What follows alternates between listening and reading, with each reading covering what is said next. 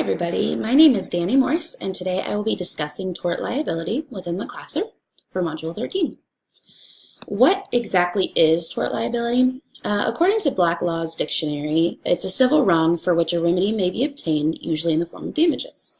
So individuals are liable for acts that are committed within a classroom, and it's classified in two different ways. Now, intentional is something that would be included like assault or battery or intention of imprisonment.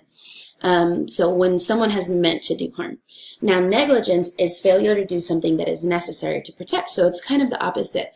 You're not necessarily doing something intentional, but it's what you lack of doing, what you're not doing that could prevent something. So I went ahead and looked up 5 different court cases. Most of these are within the negligence area. That is where we find a lot of these court cases within tort liability, but I do have one intentional example for you. This first one is intentional. This is under the assault area. What happened in Frame versus Como, I believe that's how you say that. During a spelling test, a student became disruptive and was asked to leave the classroom. When the teacher reached to grab the student's arm, he fell backwards and injured himself on the podium in Blackboard.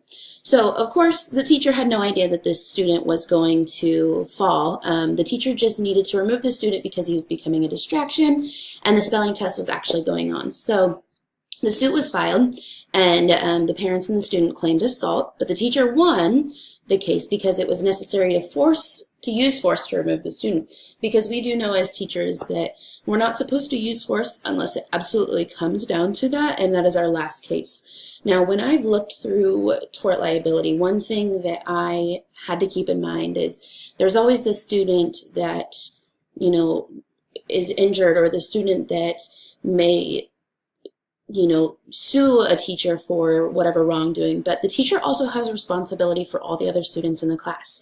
And in this case, I think that's definitely the case, is that the teacher not only had a responsibility to remove the student, but this teacher had a responsibility for the entire class to make sure that they are taken care of and they have the right and ability to complete their test. So as far as a proactive measure, I think the teacher was able to pull the student out.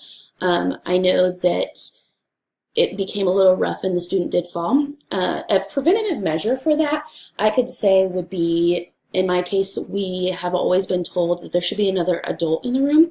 The office should be let know, a neighbor should be let know, or a para, anybody that can be involved, so that teacher is not alone and that there's proof of what happens in the classroom.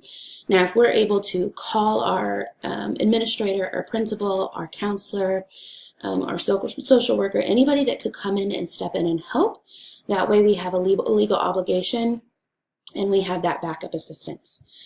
The next one that I found was Flanagan versus Canton. This was one that was within our negligence section. This has happened when student behavior had gotten out of control in a gym class. The students were very rowdy and they got in trouble at the end, and the PE teacher dismissed those students unattended after talking to them, and the rowdiness kind of continued within the locker room. So while the students were in the locker room, the teacher was still out in the gym talking to one, and physical act had been committed within the locker room. A student pushed another student, they fell into the locker and to the bench and got injured. So the parents sued because of negligence and lack of supervision, because that PE teacher was supposed to be in the locker room. Now, I would say a proactive measure would be that teacher shouldn't have let those students go in there unattended in the first place, because those students were not able to act accordingly. They were not able to be left alone. And so, of course, that teacher definitely needed to be in there. If that teacher needed to talk to the student, that should have been done in the locker room or after those students were dismissed, or those students should have been stepped aside while everybody was out there. Professionally, this tells me that that teacher definitely had the obligation, because although we may talk to our students, we may tell them that what they're doing isn't appropriate, we still know that they might continue, and they do have to learn from those mistakes, which obviously I bet that they did from this certain case. The next one is one that I found very interesting and one that's near and dear to my heart. This is Mitchell versus Cedar Rapids Community School District. Now, in this case, we have a child who was on an IEP for special disabilities and was supposed to be supervised at all times. This was actually written within her IEP. She was seen kissing another student at school, which was the first false alarm that, that teacher wasn't doing all the supervising and that student should be kept away. Those actions started to escalate, and one day that student on the IEP actually left school grounds with another student unsupervised, and then a sex act was committed, and the school was blamed for negligence because of that supervision. Now, I think students should be supervised at all time, whether they're supervised by the teacher, whether they're on camera, whether they security cameras, whether doors are locked in the building so that students can't come out unless they go through the office. We don't want students to feel imprisoned, but we want students to be safe. We don't want any harmful people to come in, and we don't want our students to go out of the way. So we need to make sure that those proactive measures are taken, and so we make sure that they're safe.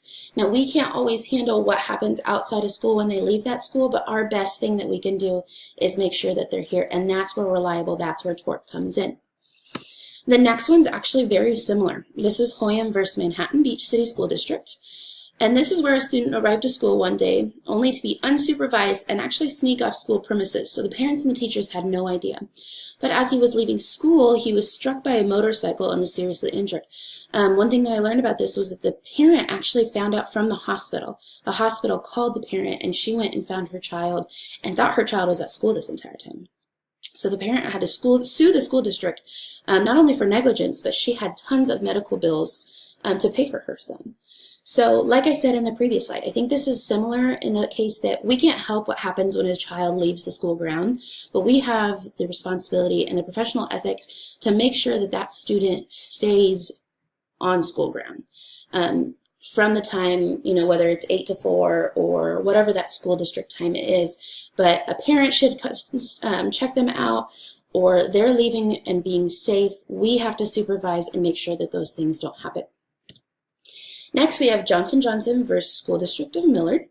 This is so sad to me because I teach kindergarten, and so I know that it can happen where things can get out of hand when students don't really understand the repercussions of their actions. So in music class one day, a first grade student was injured as she was playing the game London Bridge. That's where you put your hands up, you can swing back and forth, you can swing your students, and the game got way too rough, and the student swung her across the room, and he hit a bookshelf, and he had to receive 50 stitches above his eyebrow.